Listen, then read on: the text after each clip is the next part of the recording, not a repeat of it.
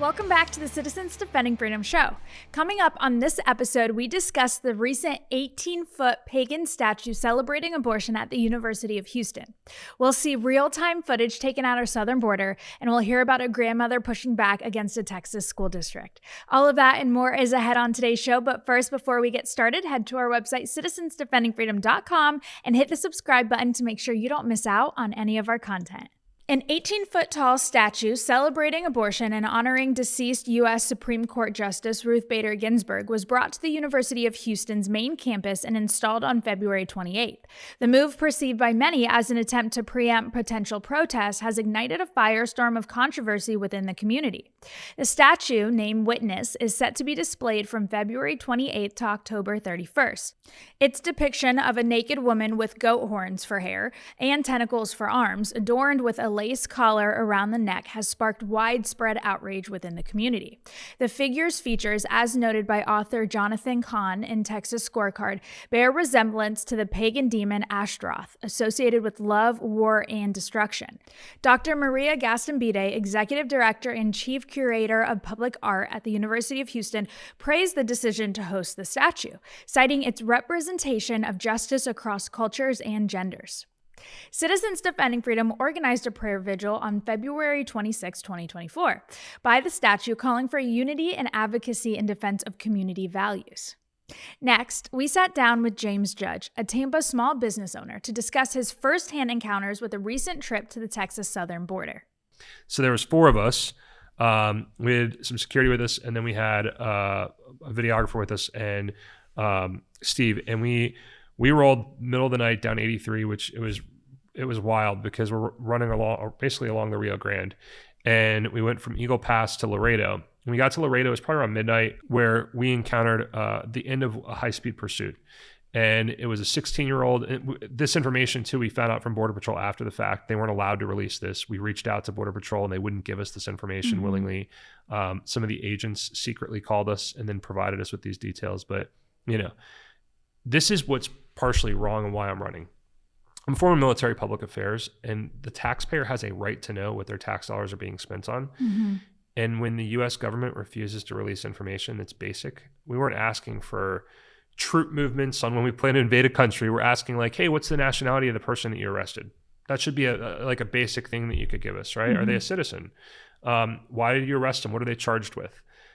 These are basic questions. Didn't ask for a name, because I understand sometimes juveniles are treated as juveniles, and that's been a way that things go, where we don't release names of juveniles. Okay, but you could still tell us the age, why they were arrested, what they were doing. I mean, everybody should know that. It's part of our rights to know what crimes people are being charged for, right?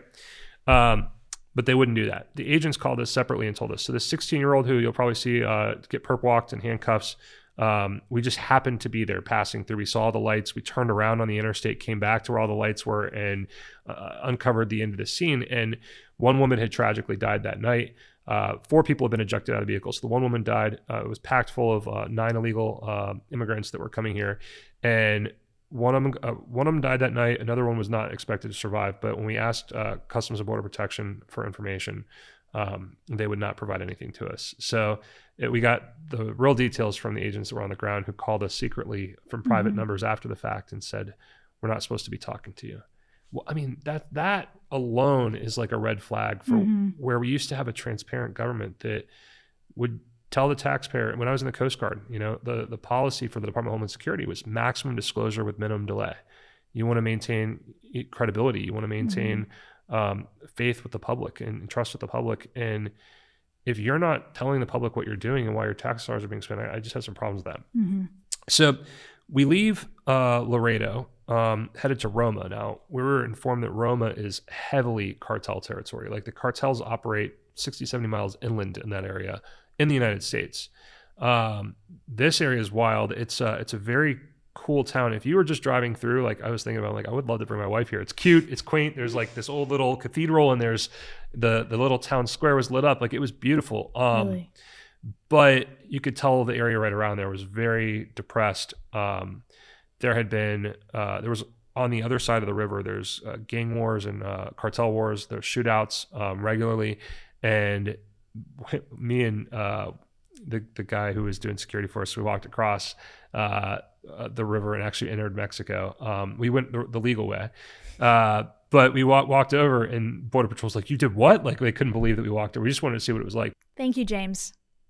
Lastly, Citizens Defending Freedom is standing with a local grandmother in her push to remove 2 books promoting transgender ideology from a Denton Independent School District elementary library. Meanwhile, DISD is standing by their decision. The 2 books in question are Jacob's New Dress and Jacob's Room to Choose by Sarah Hoffman. CDF attorneys are working with well-known Texas attorney Mitch Little, who will try to convince the school board to remove the books at the next board meeting. The December 18th decision retained Jacob's New Dress and Jacob's Room to Choose in the library and allows their use in classrooms. Skaggs contends that these books are educationally unsuitable and do not meet the Texas State Library and Archives Commission collection development standards for school libraries, underscoring the need for these discussions to be within the purview of parents with a focus on foundational subjects.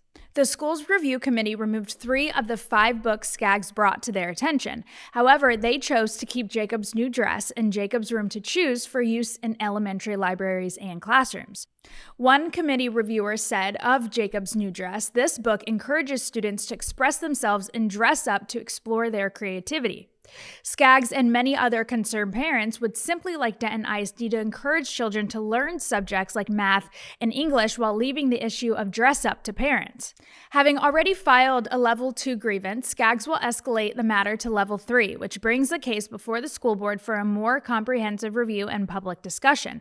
Attorney Mitch Little is a Denton County resident who has 3 school-aged children. Little recently was a part of the team of lawyers who successfully defended Attorney General Ken Paxton against impeachment. He has agreed to represent the concerned parents at the school board meeting pro bono and is not accepting payment from CDF. That's it for today. Before we go, we want to leave you with our inspirational Bible verse of the week. This week's verse is Psalms 56:3. But when I am afraid, I will put my trust in you. As you can see, Citizens Defending Freedom is doing important work. Help us today in our fight to protect children, help ensure election integrity, and encourage pastors to get engaged. Please visit citizensdefendingfreedom.com where you can learn more about our organization and generously contribute to our cause. Have a great day and make sure to like us on social media and tell your friends about the great things we're doing. God bless.